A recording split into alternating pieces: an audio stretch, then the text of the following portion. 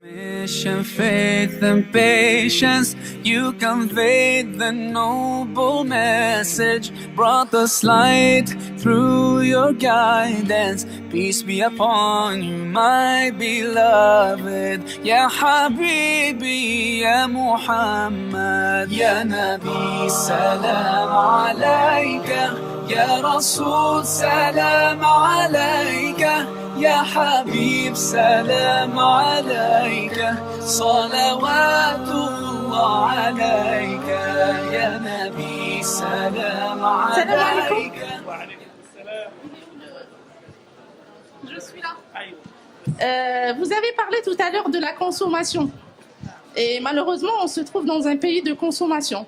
Quel est le بديل؟ ما هو البديل في هذا البلد lui c'est un pays de consommation, surtout à nos enfants. La question que notre sœur pose, c'est la question justement de l'alternative. En fait, il faut distinguer deux choses. Consommer, c'est obligatoire de consommer parce qu'en consommant, nous vivons. Mais il y a consommer et surconsommer. C'est pas la même chose. Allah subhanahu wa ta'ala, quand il parle de consommer, quand il nous parle de vivre, il nous met des limites. Qu'est-ce qu'il nous dit? Quand vous consommez, ne dépassez pas les limites. Kulu washrabu wala tusrifu. Mangez, buvez, mais ne surconsommez point. Pourquoi? Parce qu'en surconsommant, on devient l'objet de sa consommation. C'est-à-dire, en d'autres termes, que on devient en quelque sorte l'esclave du produit qu'un humain comme toi a fait. Or, ce à quoi appelle l'islam, c'est justement que l'humain ne soit l'esclave de rien d'autre que le serviteur de rien d'autre que son créateur.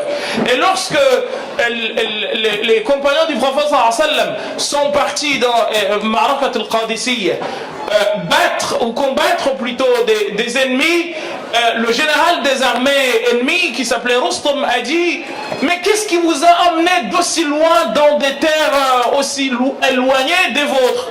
Et le compagnon de lui répondre: Ji'na li nukhrija al-ibad min ibadati al-ibad ila ibadati rabbil ibad.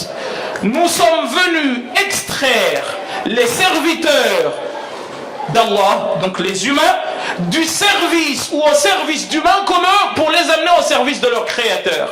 Donc si aujourd'hui j'utilise ceci, mais dès qu'un autre sort, je cours pour en utiliser un autre. Pourquoi? Parce qu'en fait, le produit crée le besoin et on en est devenu fou. Et la question elle est là: comment faisions-nous, frères et sœurs, quand il n'y avait pas ça?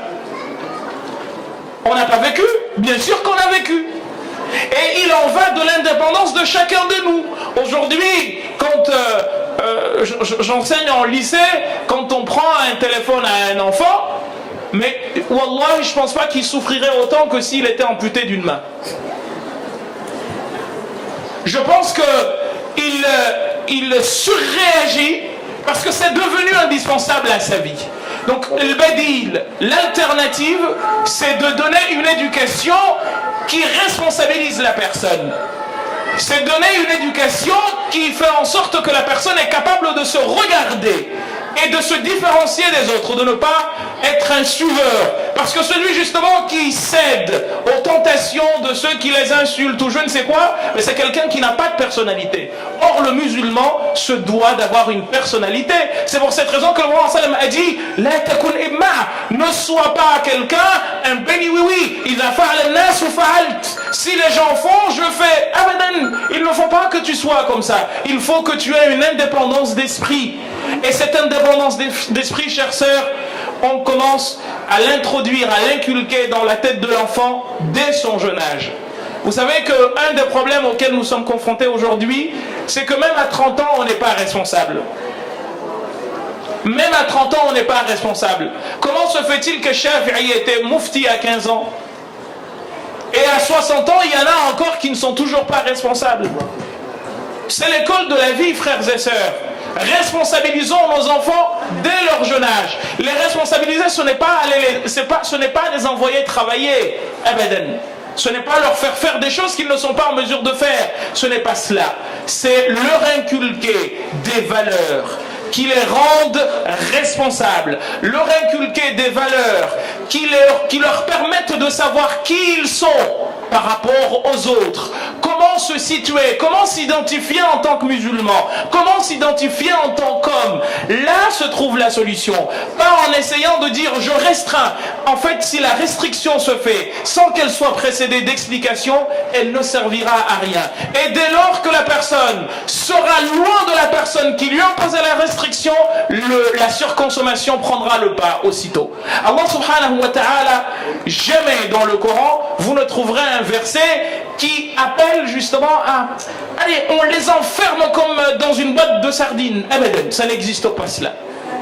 Quand on vous dit ne faites pas quelque chose, eh bien, vous avez toute une pédagogie qui précède. L'alcool n'a pas été interdit du jour au lendemain. Il a fallu justement qu'on les éduque jusqu'à ce qu'un jour on leur dise l'alcool c'est haram. Et les rapporteurs de hadith vous disent tous que ce jour-là, l'alcool a coulé dans les rues de Médine exactement comme des fleuves. Parce qu'ils y étaient accros. Aujourd'hui, nous sommes accros au téléphone portable. Nous sommes accros à Facebook. Il y a du bon et du mauvais dedans. Maintenant, comment faire? Parce que la mère, la sœur qui nous a parlé, je vous garantis que si elle veut imposer à son fils l'interdiction d'accéder à Facebook, il va y aller quand elle lui tournera le dos. Mais comment faire? Mais fais en sorte que ton fils soit déteste Facebook, parce que s'il le déteste, en t'écoutant, il s'écoutera d'abord avant de t'écouter. Mais si au contraire, lui il veut Facebook, et toi tu ne le veux pas, tu lui interdiras, il ne le fera pas s'il te respecte, parce que il y en a qui font fi de leurs parents, et dès que tu lui tourneras le dos, qu'est-ce qu'il fera? Vroom, Facebook. Ah, va dormir, sauf que maintenant les smartphones ont les moyens d'accéder à Facebook à partir de... Donc j'y accède également. Et Facebook, c'est Internet, mes frères, c'est comme l'océan. Vous trouvez tout dans l'océan. Vous trouvez les requins les plus féroces, comme vous pouvez trouver également des perles. Mais qui est-ce qui va pouvoir justement repérer le requin et s'en éloigner et aller en direction de la perle? Celui qu'on a doté des armes nécessaires, c'est-à-dire ce qu'on appelle le basira. Comment? Et ça, c'est ce que nous devons donner à nos enfants. La possibilité de c'est quoi le mal. Et le Ghazali disant dans l'Ihya, rapportant un poème arabe, Araftu sharra, j'ai connu le mal. La li sharri, non pas pour le mal en tant que tel, mais pour m'en protéger. Parce que si tu ne connais pas le danger, mais tu y finis. Tu vas t'exposer à la gueule du loup, passez-moi l'expression, si tu ne sais pas c'est quoi le loup. Vous avez tous lu le petit chaperon rouge. Vous avez vu comment le petit chaperon rouge a fini. Sauf que aujourd'hui, il n'y a pas de bûcheron pour aller sortir le petit chaperon rouge et sa mère grand du ventre du loup. Une fois qu'il est mangé, il est mangé. Et donc, tout se situe en amont. À 1 an, 2 ans, 3 ans, 4 ans, comme dirait Piaget, c'est la période pendant laquelle l'intelligence se constitue, chers frères et sœurs. C'est à ce moment-là qu'il faut commencer le travail. Mais si tu attends au-delà, passer 8 ans, là les problèmes commencent à se poser. Et comme dit le proverbe chinois, si tu attends que l'arbre grandisse et que ses branches deviennent dures et qu'ensuite tu veux changer, c'est trop tard. Tu couperas l'arbre, mais tu ne pourras pas du tout orienter les branches. Wassalamu alaikum. Inshallah, Inshallah, you'll find your way.